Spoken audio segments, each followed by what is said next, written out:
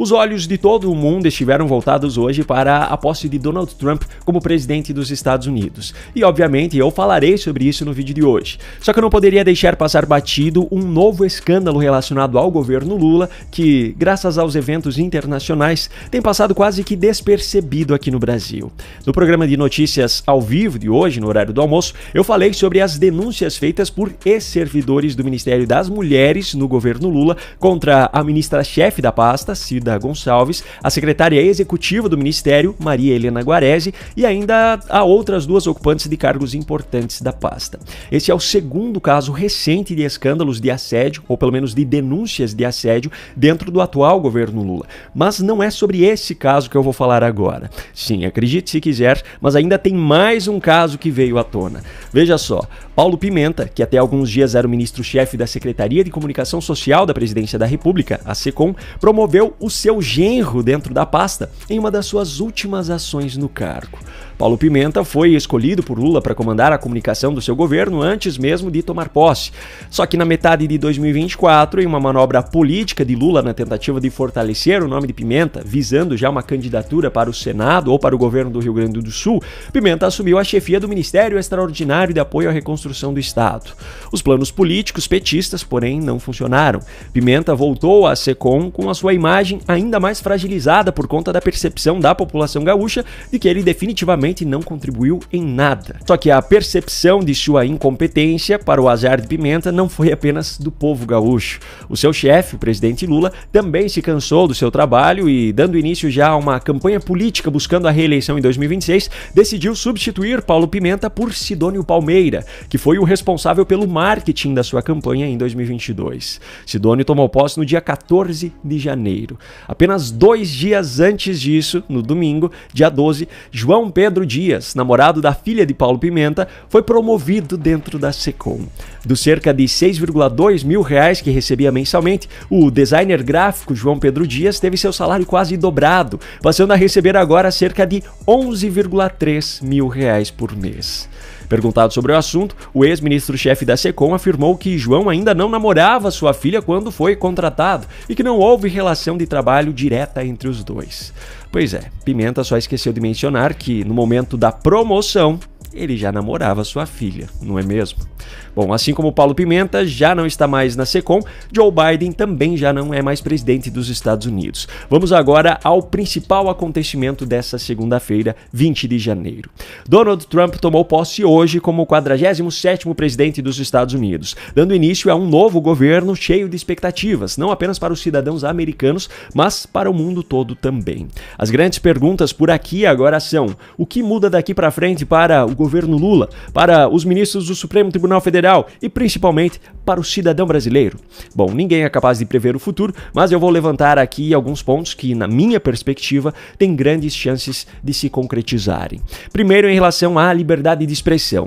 O governo Lula deve enfrentar agora maiores dificuldades para a implementação da regulação tão defendida por eles das redes sociais. Não por atuação direta de Donald Trump, mas por conta dos efeitos colaterais do seu governo. Elon Musk, dono da rede social X, o antigo Twitter, desde o início se posicionou ao lado de Trump, tanto que integrará o governo chefiando o Departamento de Eficiência Governamental. Mas a aproximação que mais tem feito diferença recentemente é a de Mark Zuckerberg, que há alguns dias, inclusive, anunciou algumas mudanças que estão sendo feitas pela Meta e que vão totalmente contra a forma de pensar do governo Lula. A Meta, vale lembrar, é a proprietária das redes sociais Instagram e Facebook. Quem também tem buscado se aproximar cada vez mais de Trump é o CEO do TikTok, Shou Zi Chew. O TikTok, inclusive, saiu do ar nos Estados Unidos nesse domingo, mas isso não tem nada a ver com o governo Trump. Por decisão do Congresso dos Estados Unidos, que leva a assinatura também de Joe Biden, a empresa proprietária da rede social tinha até este domingo, 19 de janeiro, para organizar a venda das operações do aplicativo nos Estados Unidos. Os americanos não aceitam que a rede social funcione dentro do país, sendo controlada por uma empresa de um país considerado como adversário, que é a China. A determinação foi então de que as operações nos Estados Unidos sejam vendidas para algum proprietário americano ou ou de algum país amigo. O aplicativo chegou a sair do ar temporariamente no território norte-americano nesse final de semana, e aqui eu preciso abrir um parêntese nesse vídeo. O sobrinho da Dilma Rousseff protagonizou uma história vergonhosa nesse domingo. Veja só, Pedro Rousseff, fervoroso militante de esquerda nas redes sociais, mas frustrado na tentativa de se tornar um grande influenciador, já é conhecido de longa data pela disseminação de informações falsas contra a direita. Para a hipocrisia, no entanto, não há limites. Como vereador em Belo Horizonte, Minas Gerais, Pedro apresentou na semana passada, após a viralização do vídeo do Nicolas Ferreira sobre a fiscalização da Receita, um projeto de lei para obrigar todas as escolas do município a ensinarem seus alunos a identificar e combater fake news.